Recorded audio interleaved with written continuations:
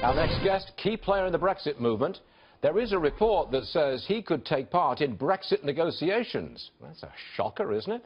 Fox News contributor Nigel Farage is with us. All right, Nigel, tonight I believe, stop laughing, tonight I believe Prime Minister May meets with the new French President, Emmanuel Macron. I guess they're going to talk Brexit. Have you any involvement in those talks whatsoever?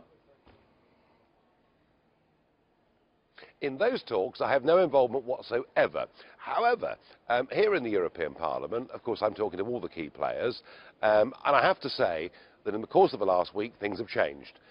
You know, a week ago, 70% of the British people had a settled view that we should leave the European Union, whether they'd voted for it or not. Now, after this disastrous general election, the perception here in Brussels is that Theresa May and Britain are actually playing with a very, very weak hand. So, yeah, things are not as good as they were.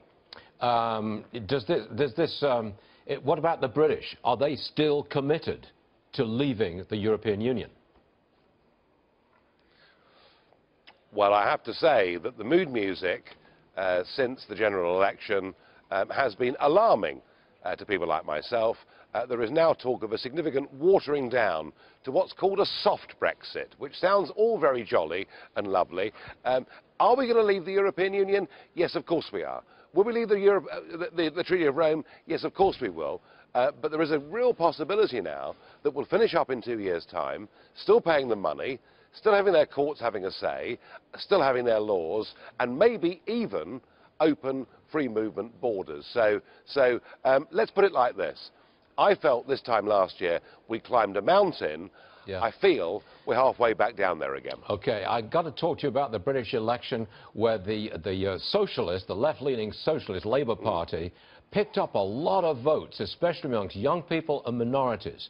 And can you explain this? Why do the Brits suddenly favour 1952 socialism all over again? What's going on?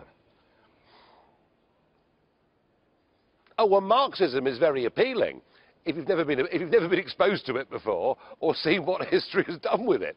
And, you know, Corbyn went round saying to our students, look, I will wipe away all your tuition fees. I will promise you a land where there'll be money for this and money for that, and it'll all be absolutely lovely. And young people were very attracted by it. And can I say, many of them were so attracted by it, they actually voted twice. They voted once where they live, and secondly where they're students. So that needs a bit of looking at. I would think so. One more for you, Nigel. Senator John McCain here in America, Republican.